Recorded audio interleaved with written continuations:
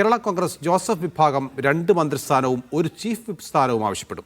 Parliamentary party നേതാവായി മോൻസ് ജോസഫിനെ തെരഞ്ഞെടുത്തു. ഇന്നലെ ചേർന്ന എംഎൽഎമാരുടെ യോഗത്തിലാണ് തീരുമാനം. മന്ത്രിമാർ ആരൊക്കെയെന്നത് പിന്നീട് തീരുമാനിക്കും.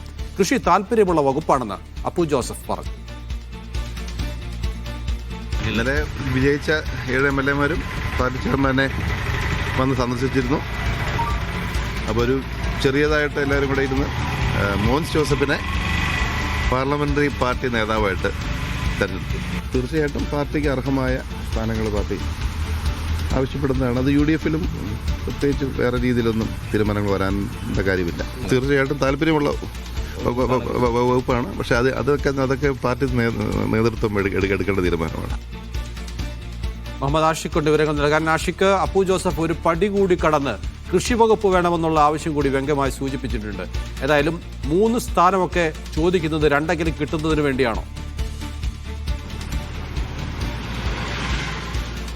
നൗഫൽ, അതിൽ കൃഷി വകുപ്പ് വേണ്ട താല്പര്യമുള്ള വകുപ്പാണോ എന്ന് മാധ്യമപ്രവർത്തകർ അങ്ങോട്ട് ചോദിച്ചപ്പോൾ അതെ എന്ന് പറയുകയായിരുന്നു അപ്പു ജോസഫ്. ഏതായാലും 2011 കേരള കോൺഗ്രസ് എമ്മിന് എത്രത്തോളം സ്ഥാനങ്ങൾ ഉണ്ടായിരുന്നു അതേ നില, ആ സ്റ്റാറ്റസ് കോ നിലനിർത്തണമെന്നുള്ള ആവശ്യമാണ് ജോസഫ് വിഭാഗം മുന്നോട്ട് വയ്ക്കുന്നത്. അന്ന് കേരള കോൺഗ്രസ് എം ആയിരുന്നു, 2 വിഭാഗങ്ങളായി പിളർന്നിട്ടില്ല. അന്ന് 9 സീറ്റുകൾ ഉണ്ടായിരുന്ന കക്ഷിയായിരുന്നു കേരള കോൺഗ്രസ്. ഏതായാലും ഇത്തവണ 7 സീറ്റുകളുണ്ട്.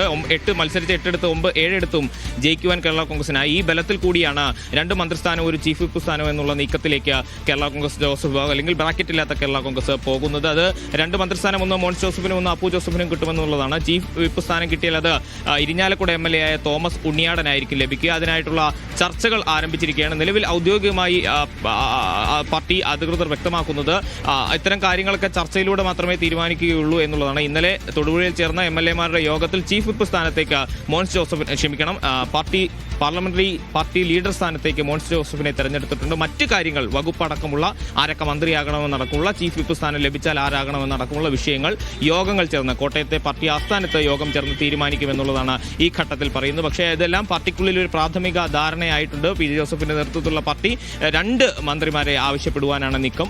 അതിന്റെ കൂടെ ഒരു ചീഫ് വിപ്പ് സ്ഥാനവും ആവശ്യപ്പെടും എന്നുള്ളതാണ് ഈ ഘട്ടത്തിൽ നമുക്ക് മനസ്സിലാക്കാൻ കഴിയുന്നത്. ചീഫ് വിപ്പ് അടക്കം 3 സ്ഥാനങ്ങളാണ് കേരള കോൺഗ്രസ് ജോസഫ് ആവശ്യപ്പെടുന്നത്. വിവരങ്ങളാണ് മുഹമ്മദ് ആഷിഖ് നൽകി.